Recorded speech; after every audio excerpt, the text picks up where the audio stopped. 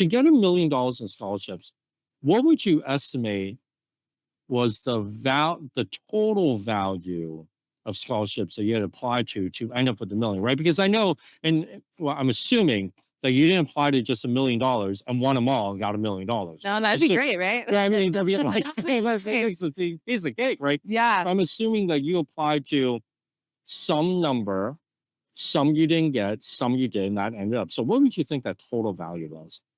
Welcome to the Smart College Buyer Podcast. My mission is to help high school families pay for college without taking on a truckload of debt. Each episode, I'll share insights into college admissions, financial aid, payment strategies, and more, often with expert guests. I'm Jack Wang, your host. I started helping families after struggling to navigate the process myself for my sons. If I needed help, I knew others did too. Let's dive in. Hey, welcome back to this episode of Smart College Buyer. As always, I'm your host, Jack Wang. And again, I'm recording from beautiful downtown Atlanta, site of FinCon 24, the Financial Content Creators Conference. And I'm really excited about my next guest because even though we just met a moment ago, I reached out to the app because I think she has a really awesome story, something that can really benefit college-bound families. To hear the story and kind of learn some of the things that she did to help get college paid and walk away with a lot of extra money too, right? So I know we were just talking before we started recording. So it is my distinct pleasure to introduce Nia Grant of College Cash Coach. Now, so Nia, tell us a little bit. So I know you went to Clemson, by the way, go Tigers. Go Tigers. So tell us a little bit about sort of your college journey, because I think it's so fascinating that you were able to do this, right? This is sort of like everybody's dream, but I feel like that not a lot of people accomplish this, but you did it. So share a little bit of your background with our audience and kind of, and then kind of what led into creating College Cash Coach. Yeah, well, thanks, Jack. First off, happy to be here and meet you literally like 15 minutes ago. And happy to get into this discussion. So let's go back 6 years. I graduated high school in 2018 and I went to Clemson. I majored in chemistry. Right. And chemistry, when it came to school, I know a lot of students may be a little bit confused about what they want to do, what they want to major in. And I was kind of the same way, but I knew I didn't like English. I didn't like history. I was always been a STEM person. So I knew I wanted to do that. And I had a really good 10th grade teacher put me down the road of chemistry. So that's why I decided to major in. So when I was in my senior year, thinking of what school I wanted to go to, STEM is definitely essential. I grew up in the Atlanta area, so I wanted to be close to home, but far away from home at the same time. So I feel like Clemson really checked a lot of those boxes. And I applied to a bunch of scholarships my senior year because I knew I wanted to go to college, but my family was not going to pay for it for me. So I had to figure out a way to do it. And my mom actually won scholarships. So I took that knowledge and started Google University, YouTube University, applying to all the big scholarships, the small ones, and really doing as much as I can. And it worked out because I ended up winning $1 million in scholarships. And yeah, got a full ride. And I think at the very end of my senior year of Clemson, my final bill was like 250 something thousand and didn't have to pay a penny. In fact, I got refund checks every semester and I was able to utilize those refund checks to start a business in college, invest money, and I did internships. So I made 6 figures by the time I graduated college and got a job. So that's why I started College Cash Coach, to really share my journey and how other students can do it too. I was able to buy a house. I really like investments and just being smart with your money in college, because as a college student, you can do so much more than you think you can. So, so I think your story is awesome, right? Like so many families sort of would love the story, right? Because you got to go to college basically with the cost covered. And not only did you get the cost covered, but you really started life after college on a really solid financial footing. So I want to get into this a little bit. So first off, what were you thinking about becoming with the chemistry degree at it? Because clearly, right, you're not in chemistry now. Yeah. So what was the original intended path? Originally, well, I was thinking about being an OBGYN because that's okay, babies, new lives. And then I looked at the video and I was like, I'm not going to be an OBGYN. That's just not going to happen. I thought about pharmacy. I was like, I don't want to be a pharmacist either. And then it's funny, so the internships I did, the first one, I was with the Department of Energy. So I was inside of a lab all summer, quickly realized I don't like lab work. And then I was like Procter& Gamble. I was in the marketing team. And like I like business, I like brands, don't necessarily love marketing. And then I was at JP Morgan my last year. So going up to Manhattan, looking at all these 10Ks, 10Qs, understanding balance statements. I was like, okay, this is really exciting. I like the money and aspect of things and also the branding aspect of things.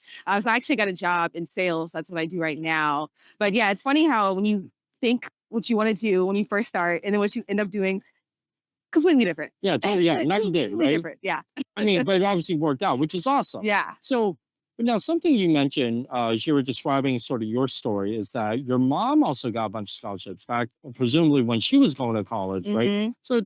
So in some ways, you're kind of like a scholarship getter legacy, right? Mhm. Right. So tell us a little bit about sort of your mom's experience a little bit to the extent that you can share, and sort of how that.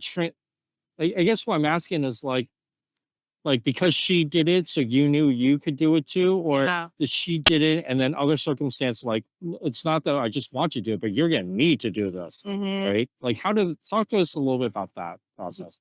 Yeah, I'm trying to think. When did she go to college? It had to be 90 something, like way before I was ever thought of. She was in school and doing the application process, which of course was completely different from being, online. And even 4 years ago when I was looking for scholarships to what it is now, it's completely different. But she went to the University of South Carolina for her undergrad, then went to Carnegie Mellon to get her master's degree. And scholarships, her family wasn't going to pay for college. So that's what she did. And then for me, I feel like because she did it, that was more or less the expectation of me as well. So kind of got to figure it out, and that's where I really took it and ran. All right. Now, so you got $1 million scholarships, which is awesome. How did you, because there's a lot of like scholarship search engines out there, databases, whatever. Talk to the audience a little bit about just sort of the process. Did you just apply to like anything that fit, or was there more sort of thought about or intention about applying to only certain ones? How did you find them? Like, kind of share with a little bit about sort of how you went about that. Yeah, yeah. I think definitely don't just apply for any and everything, right? Because that could be a waste of time. You don't want to do that because, as a high school senior, you're in all these clubs, organizations, standardized testing. You got to use your time wisely. So I would say definitely a couple of search engines that I did. More so talking to my counselor at high school, going to the college that I want to attend. I know you focus on institutional aid there, but like going to a Clemson or Georgia Tech, understanding what their programs are, what kind of scholarships are they offering for students, and then some of those big scholarships. So something I like to tell the students and families that follow me on my social media platforms is look in your own closet, look in your own house, like who are the brands that you support, like a Coca Cola or Chick Fil A. Like look them up because a lot of the ones that you patronize offer scholarships to help you out as well. Like Burger King, like or Nike, they all have scholarships you can apply to. And some of the biggest ones I won were Gates. So, Microsoft, if you look at the laptop that you have, they have a big scholarship. And then the UNCF and Horatio Alger, I won those. But yeah, I would say look at your closet first. And then I like to do what's called a mind map. So like kind of put your name in the middle, then ask yourself questions. So like, what church do you go to? Like, how old are you? What city are you in? Because usually there's scholarships related to all of those different facets of who you are. And then you can apply to those.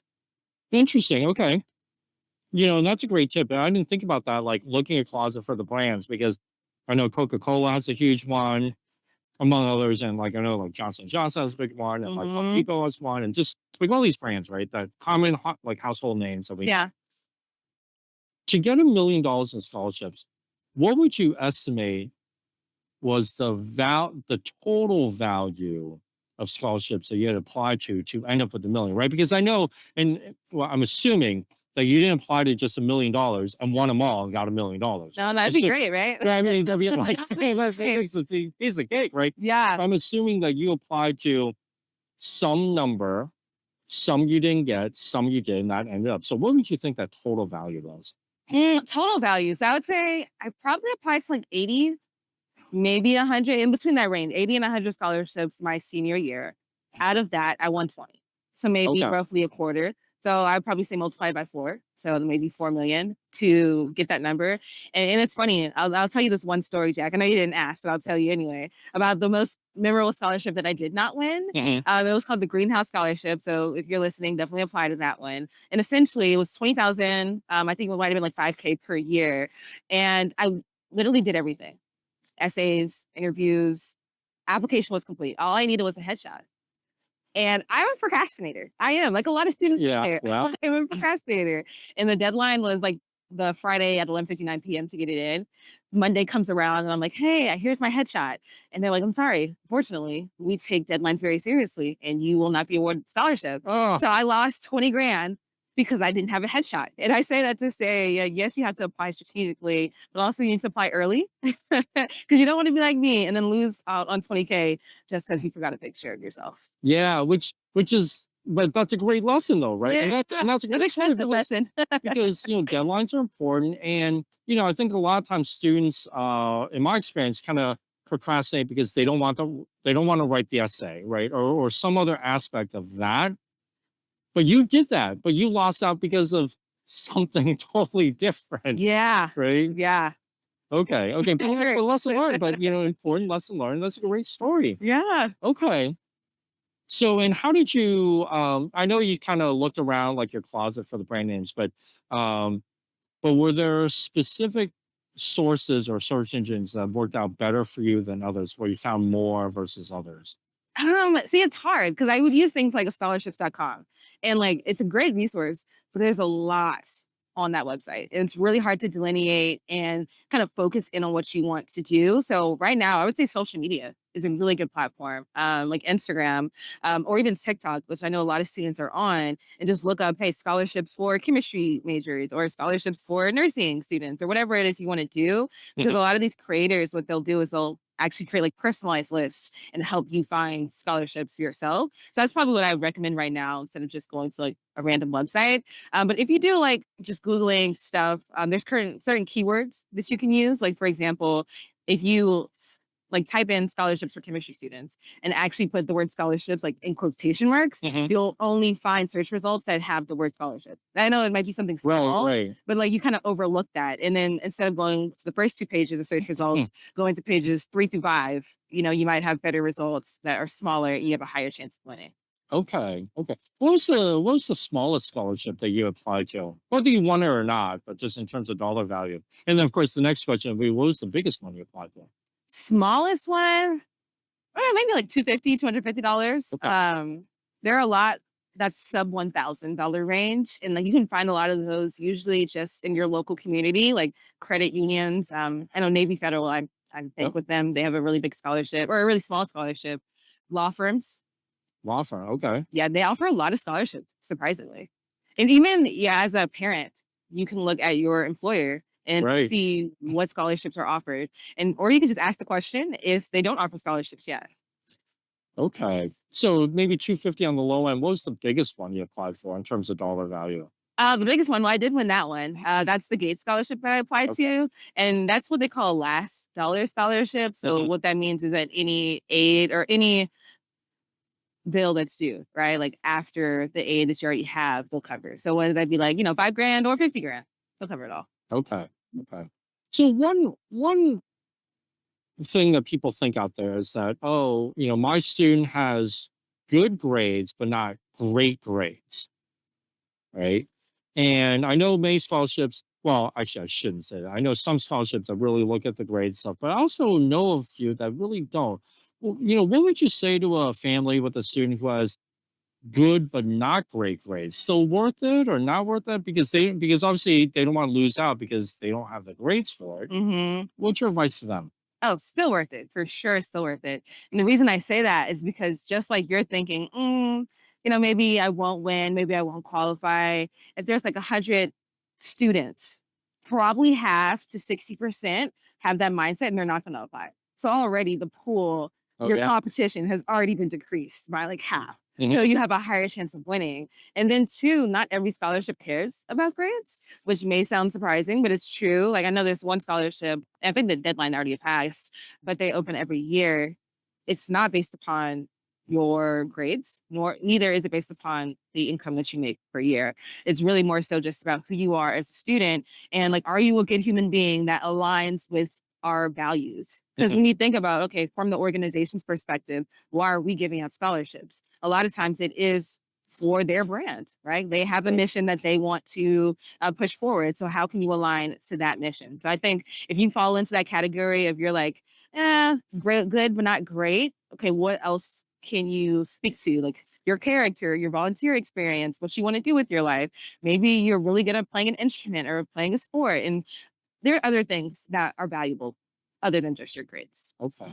And so, I mean, $1 million worth of scholarships, or, really to like apply them, say 80 to 100, that's a lot of applications. So, when did you start down this path? I know like you kind of got it from your mom, but, when in high school did you start applying for these? My senior year, fall semester, senior year. Wow. So, this was like your full time job in high school. Yeah. Yeah. And when you think about it, just ROI, like you can work a job, like a regular job, and make 10, even $15 an hour, right? As a Mhm. high school senior. Or you can apply to scholarships and say, it takes me 100 hours to apply to all these scholarships, but I get $1,000,000 or even $100,000, Right. right? Versus me working 100 hours at a regular job and only making $10 an hour. Right. It's worth your time to put in the investment. It's not fun. I'll tell you firsthand, it is not fun, but it's worth it. Okay. And so today, you're sharing your story and stuff. What are, besides the sort of grades thing, what are some of the other common misconceptions about applying for these outside scholarships? Are there just sort of regular things you hear from students and their families, like, where it just leads you to shake your head, like, yeah, that's just not true. That's not true. That's not true. What would be some of those? I think the biggest one is definitely like the we won't qualify. So whether that be because of grades or your social economic background or race, whatever the characteristics that you want to put up as barriers, a lot of those are not true. Like you just got to keep going. I know one thing that I do hear is for like the people who have applied and they're like, well, I applied to 20 scholarships and I'm still not owning, so I'm going to stop. Okay, well, like I said, I did 80. And Yep. even if I didn't do 80, I probably would have done 100 or 120. Like you don't know how close you could be, Right. until you get there. Right. So a lot of times you just got to keep going and, definitely be strategic. So if you're applying to a bunch of scholarships, not winning anything, okay, well, maybe have someone review your essays, or maybe you're applying to scholarships that are super duper competitive, kind of like the gates that I said, Yep. like of course. 20,000 people apply and only 200 win. So if you're applying to stuff that's like that and you know that you don't have the application to back it up, then maybe don't focus your time there, focus on the Right. smaller ones. But I would say those are probably the biggest misconceptions that I face. But if you have one, I'm happy to rebuttal if you can think of one. No, I mean, I just, what I hear from students, because I'll talk about applying for outside scholarships. I'll make the same argument, by the way, like, hey, if you spend X amount of time, but you end up winning this, your return per dollar, your earnings per dollar is probably more than what you would have made working at the supermarket or whatever, right? No offense to anybody who works at supermarkets. It's just, they pay you what they pay you. You can make a lot more here, but potentially. I also hear things like, oh, my kid doesn't want to write another essay, right? Which I get. Or they're too busy at senior year, they want to enjoy it. They're off doing sports and right, which I get that too. I don't necessarily agree with that argument, but so I just hear different things. And so I didn't know if you heard something different or other things beyond kind of what we've been talking about. Mm-hmm. So because usually the time one's usually pretty common. The time and the essay one's usually pretty common. The pushback that I get from families. Yeah, that essay one is huge. And there's strategic ways to even do that because a lot of these scholarship or organizations and applications, they ask you the same questions. Like what is it that you want to do with your life, or how do you want to impact the world? How will you use the scholarship money? I would say there's probably like 3 that rotate that are very common. So even if you can write like 3 base essays, you can copy and paste most of it. And they change a just couple squeak a little bit here and there. Exactly. And there's video essays like Taco Bell, and that's a big one. You don't need to write an essay. All you have to do is create a video and speak. Or maybe you're artsy. There's things that you can submit your portfolio and still be qualified to win a scholarship. So there's definitely other ways to win scholarships without writing essays. And then AI is a great thing. I'm not saying just, put it in the chat GPT and copy and paste, but there are ways to make the process of writing much easier. Right. So actually on that, right? So essay prompts. What was the most unusual essay prompt that you remember when you went through this process? Unusual. Yeah, if you have one. I don't know if I've applied to one, but I've definitely seen some that are like, what's your favorite sandwich combination? And just write about that. I think one that was really cool. I'm really into real estate and like real estate investing. And I told you I bought my first house. Mhm. I believe there was one that was like, okay, tell us about your dream house. What would be the features? How would you build it? What would you focus on? So there's a lot of really cool, really creative scholarships out there. And, that might be a more fun essay rather than just, tell me about a time when, dot, dot, dot. Right. Tell me about a time, like, it almost seems like that, like a lot of college essays is, tell me about a time that you had a struggle and then you overcame it. Yeah. I love that one. You know, which is really funny because I talk to college admissions people frequently and they're like bored senseless with that question, right? Because everybody does it. So, but so but it's interesting because what you're saying is it's not always the same essay. Students can have some fun with this, Yeah. right? Depending on whatever they're asking, right? So they should make the effort to do this, right? Now, so now that you do this, talk a little bit about College Cash Coach hmm and how you help families, how you help students today, because you're not writing the essays for them, I'm assuming, right? So talk about your work with the students today and how you're helping them. Yeah, I'd say right now, Jack, I'm really getting into public speaking, hosting different workshops and webinars, and really helping students understand what college is, what it can be if you really take advantage of it. So, one, like my keynote right now, it's called Scholarships to Six Figures. So, yes, we can win scholarships, but once you've done that and you're in college, only maybe 30 to 40% of the college experience is going to class and getting the piece of paper. The other 60 to 70% is the people that you meet. So building social capital in college, communicating to authority figures and finding your own voice, getting internships. Like I said, joining clubs or starting a club, starting a business. These are things I really like to talk about via my social media platforms and through the workshops and the public speaking that I do. Okay. So now knowing that you started the search in like senior year, do you recommend students wait until senior year to do this, or do you recommend students start earlier? Oh, as early as you can. That's great. But I know it's unrealistic for a lot of people. They really don't think about college until senior year, which is honestly what I did. But there's scholarships for kindergartners, like if you really want to get into it. And of course, there's things like the 529 plans and the advisement that you do for parents to help their kids out way before their senior year. Yeah. Yeah. Yeah. I mean, and I talk to families about how the process starts a lot earlier than most people think, right? And there are scholarships that extend down to junior year or sophomore year of high school or the freshman Mhm. year and on down. And people don't necessarily think about that. But the reason I love your story so much is because parents don't and students don't often think about this, but yet they all want what you did, right? But then on the flip side, they don't always want to put in the effort that you did, but they all want the result that you got. Yeah. Right? I'm like, well, I mean, we're not magicians. You got to put in the work if you want the result to some degree anyway. Yeah, and not even in high school. So say you were in your freshman year of college, high school didn't pan out how you wanted it to be as far as winning scholarships. There are scholarships available for college students. And depending upon what school you go into your financial aid office. Like I know, I think it's called, what is it?